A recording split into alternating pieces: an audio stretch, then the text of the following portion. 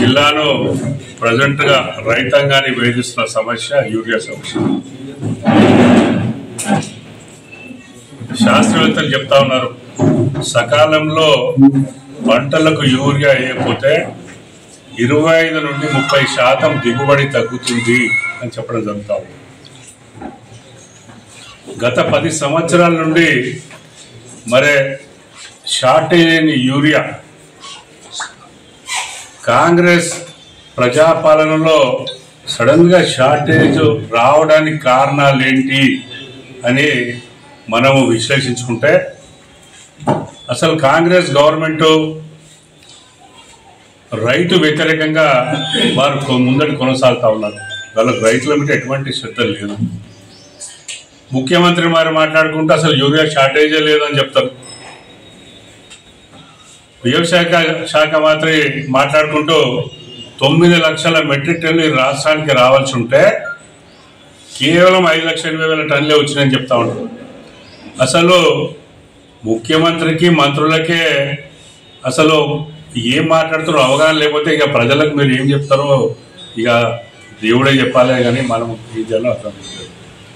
ముఖ్యంగా రాజన్న సిరిసిల్ల జిల్లా మా గౌరవ శాసనసభ్యులు ప్రభుత్వ విప్పు వారి గ్రామం నుండే మొదలైంది అరాచకాలు, కాంగ్రెస్ పార్టీ అరాచకాలు. అక్కడ యూరియా షార్టేజ్ ఉండి రైతులు ఆవేశంతో వారి మనోభావాలను వ్యక్తపరిచి మరే మాకు యూరియా అందుతలేదు, మేము చావాలన్నా అయింది అని గంటల తరబడి నిల్చుంటే అంటే తెల్లారే మరే మన విప్పు గారి మనసులు వెళ్ళి వారిని బెదిరించిండ్రా బుదరకిచ్చిండ్రా తీసుకొచ్చి మళ్ళీ ఒక స్టేట్మెంట్ మాత్రం ఇప్పించింది. ఏంటంటే ఏం లేదు, అయ్యో మేము అన్నాము, ఆవేశంగా అన్నాము, పొరపాటు లేదు, యూరియా ఉంది, మా సీనన్నకు ఫోన్ చేస్తే వస్తుంది అని చెప్పిండ్రు. మరి సీనన్నకు ఫోన్ చేసి వచ్చినాక నెల 15 రోజులైనా కూడా ఇవాళ కూడా గదే పరిస్థితి రుద్రంగిలు ఎందుకు ఉందని మీ ద్వారా నేను ప్రశ్నిస్తా ఉన్నాను. మరే ఇవాళ కాంగ్రెస్ నాయకుడు ఆ రోజు మాట్లాడినే మళ్ళీ ఒక వీడియో చూపిస్తాను మీకు కావాలంటే. దీని తర్వాత నేను పొద్దుగానే 5 గంటలకు పోయి మా అక్కపేరెడ్డి కావాలిపోతున్నా, వచ్చారు 11 అవుతున్నది, 11 గంటలకు వచ్చి లైన్లో నిల్చుంటే నాకు దొరకలేదు, నా పరిస్థితి ఏంటని అదే కాంగ్రెస్ నాయకుడు మా సీనన్నకు మరి ఇట్లా అంటున్నారు, మా సీనన్నకు ఫోన్ చేస్తే అంటాను, మరి ఇలా ఫోన్ మర్చిపోయినా, ఫోన్ నెంబర్ మర్చిపోయినా అని మీ ద్వారా ప్రశ్నిస్తాను.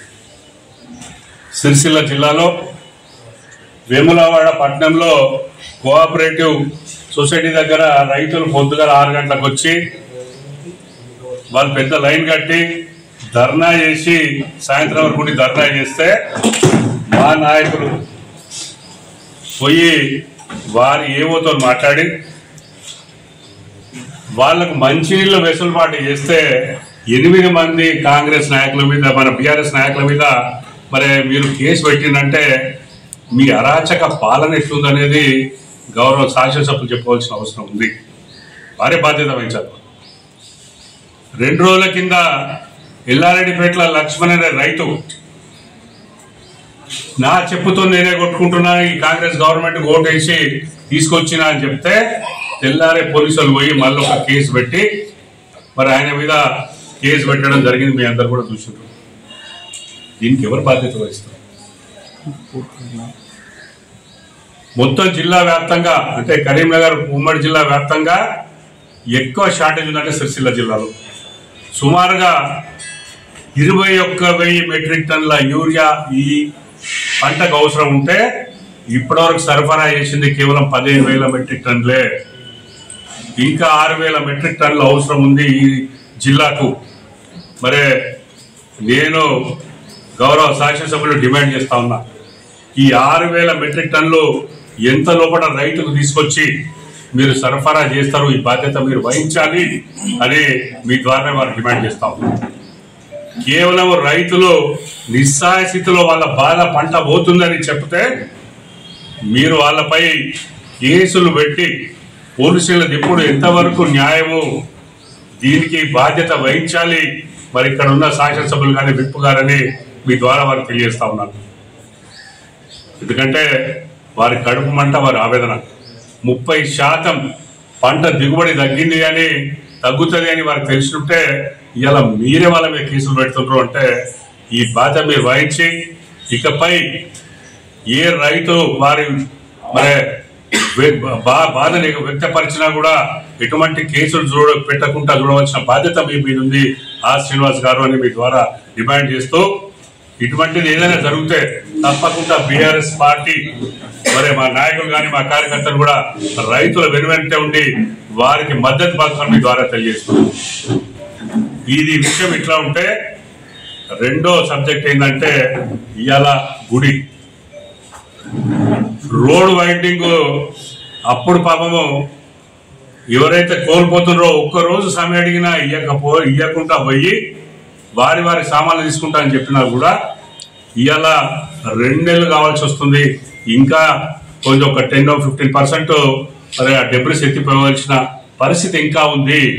ఆ రోజు అడిగినా మేము ఒక 1 నెల రోజుల తర్వాత పోయి నడుచుకుంటా పోయి అరే ఎందుకు జరిగింది అని మేము అడిగితే మరి ఏదో దానిలో విప్పు గారు ఒక భారీ డైలాగ్ కొట్టిండ్రు, దొంగలు పడ్డాక 6 నెలల కుక్కలు మొరిగినాయి అని మొదలుపెట్టిండ్రు. విప్పు గారు మిమ్మల్ని చూస్తే చాలా బాధ అనిపిస్తుంది. ఒక సామెత గుర్తొస్తుంది, కంచు మోగినట్టు కనకంబు మోగునా అని ఒక సామెత విశ్వవిధాభిరామ వినులేమో అని ఉంది. అంటే కంచెట్ ఏది పుట్టిన సప్పుడు ఎక్కువ చేస్తే తప్పితే ఇక దానిలో ఏముండదు అటు కాదు. అంత దమ్ము లేని తసలేని ఇది మీ జ్ఞానము మీ ఆలోచన గట్టింది. ఈ 1 నెల టైం ఇచ్చినా, 1 రోజు టైం అంటే చేతగాని వ్యక్తివి 1 నెల టైం ఇచ్చినా కూడా తీయలేదు బిడ్డ. వాళ్ళ ఆవేదన వ్యక్తపరచడానికి సాంఘీభావం వ్యక్తం చేస్తున్నా అని బీఆర్ఎస్ పార్టీ మా నాయకులందరూ కూడా మేము నడిచిపోయిన తప్పితే నీ అసమర్థత చూపించడానికి పోయిన తప్పితే ఇంకా వేరే ఏం లేదు. ఆర్ శ్రీనివాస్ గారు మీరు నేర్చుకోండి. 21 నెలలు గడిచినాయి మీరు ఎమ్మెల్యే అయి, మీరు ఏడ్చి తూడ్చి మీ పట్ల ఏదో ప్రజలు పోనీలే ఒకసారి అవకాశం ఇస్తాము అని అవకాశం ఇచ్చిన ఈ అవకాశం సద్వినియోగం చేసుకోండి. ప్రజల ఆకాంక్షలు ప్రజలు ఆశించే దాని ప్రకారం మీ ద్వారా మీరు చెయ్యండి. కానీ మీ శ్రద్ధ అంతా ఏమున్నా ఇప్పుడు చూస్తే భీమేశ్వరంలో చూస్తే చాలా నవ్వు వస్తూ ఉంటుంది. ఒకటే ప్రాంగణంలో జరిగే 7-8 పనులకు 8 ఫౌండేషన్స్ పోయినట్టే మీరు గిన్నీస్ బుక్ ఆఫ్ వరల్డ్ రికార్డులో ఈ ఫౌండేషన్ చేయాలో మీకే దక్కుతుంది అని ఈ సభగా మీకు తెలియజేస్తా ఉన్నాను. ఆలోచించండి కదా, చరిత్ర సృష్టిస్తారు మీరు. 1000 కోట్లు తెచ్చినా ఎలా వేములవాడ నియోజకవర్గానికి అని మీరు చెప్తా ఉన్నారు. మేము అడుగుతా ఉన్నాం, శ్వేతపత్రం రిలీజ్ చేయండి. మీరు తెచ్చినది కాయిదాలకు పరిమితమైందా? ఏదన్నా ఒక్క పని పూర్తయి ఈ పలానా పని పూర్తయింది 20 నెలలని చెప్పే దమ్ము ధైర్యం మీకుందా? ఒకసారి మీరు చెప్పండి. కదా ఏం చేసినారు మీరు 10 ఏళ్ళ అంటే ఇలా మీరు చేయబోయే అభివృద్ధి ఈ దేవస్థానంలో మేము సేకరించిన 30 ఎకరాల జాగలోనే మీరు అభివృద్ధి చేయబోతా ఉన్నారు. ఇది మర్చిపోతుంది మీరు. మేము ఇదివరకు కూడా చెప్పినాం, సుమారుగా 300 పై చిలుకు మన కోట్లతోని ఎలా వెమ్లోడ్ అభివృద్ధి అని మీకు వివరించడం జరిగింది. ఇలా సబ్జెక్ట్ కాదు. నిన్న మొన్న కలెక్టర్ గారు ఒక స్టేట్మెంట్ ఇచ్చారు, దసరా తర్వాత దేవస్థానాన్ని మూసేస్తాము అని చెప్పడం జరిగింది. అయ్యా ఇన్నేళ్లు లేని తొందర ఇప్పుడు ఎందుకు మీకు? ఫిబ్రవరిలో మరి సమ్మక్క సారక్క జాతర జరుగుతూ ఉంది.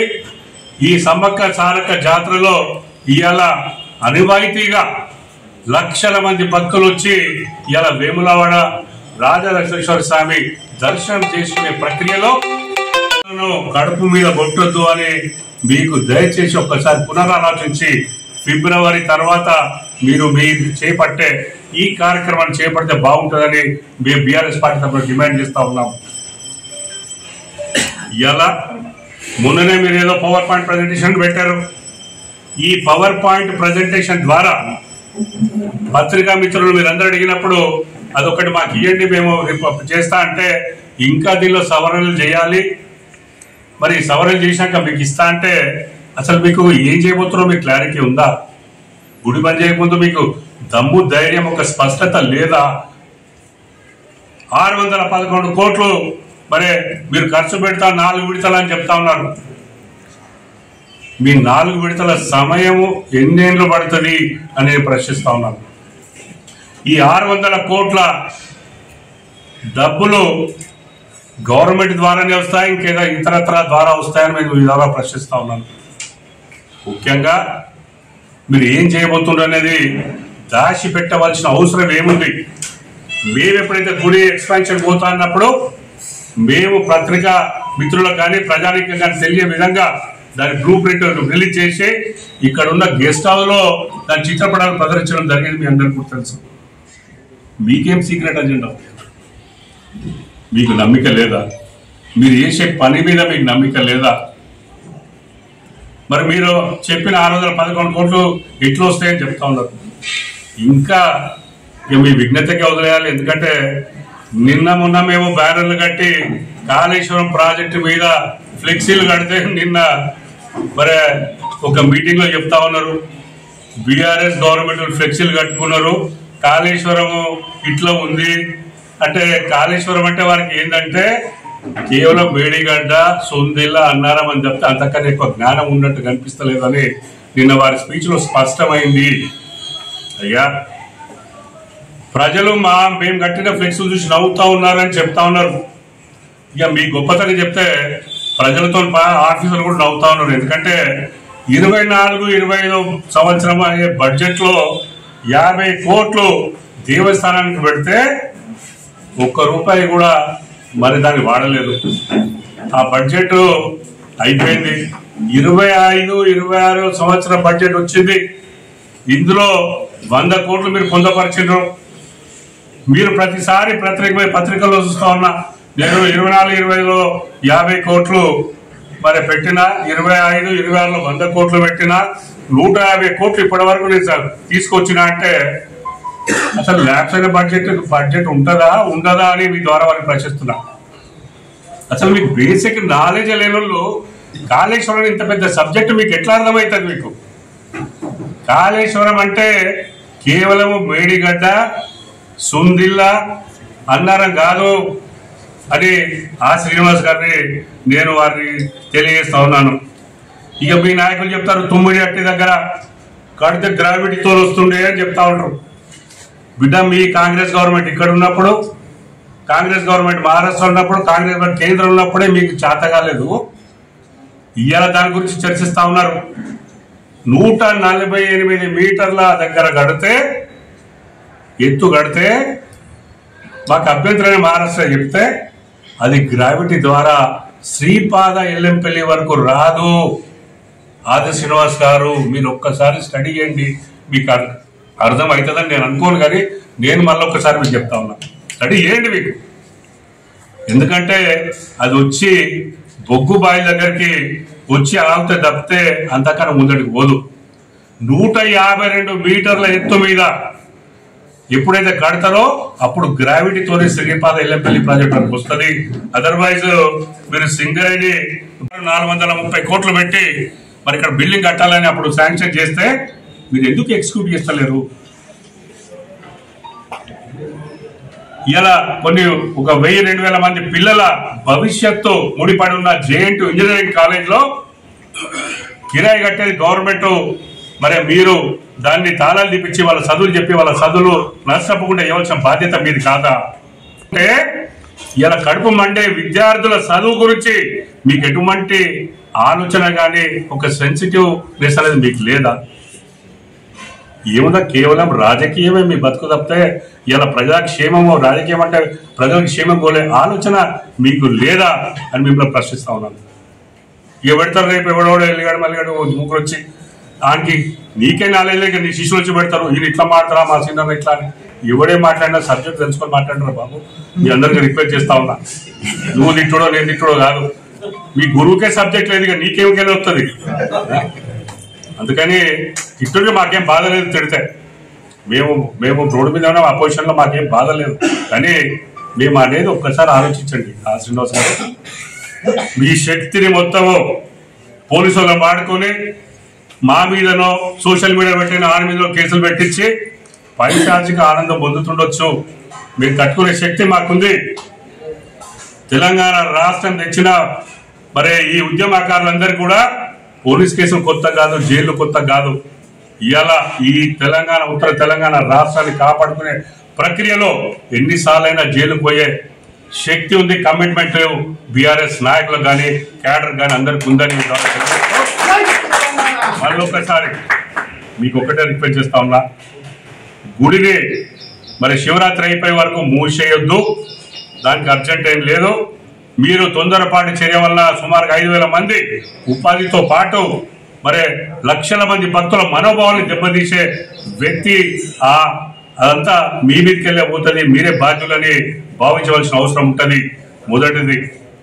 రెండోది, ఈ గుడికి మరి మీరు ప్లాన్స్ ఏమైతే రిలీజ్ చేయండి. ఇలా మరి 76 కోట్లని మీరు చెప్తా ఉన్నారు వచ్చినాయని. నిజంగా మీ కమిషనర్ గారు చెప్పిన కానీ కలెక్టర్ గారు అయితే మరి వచ్చినాయి అన్నట్టయితే ఏం సంకేతాలు ఇస్తలేరు. అందుకని మరి డబ్బులు ఎప్పుడు వస్తాయి? డబ్బులు రాని పక్షంలో మరి 4 విడతలుగా మీరు చేస్తా అన్నది ఎట్లా కంప్లీట్ చేస్తారనేది రెండోది. ఈ 4 విడతలు ఎంత సమయంలో చేస్తారనేది మూడోది.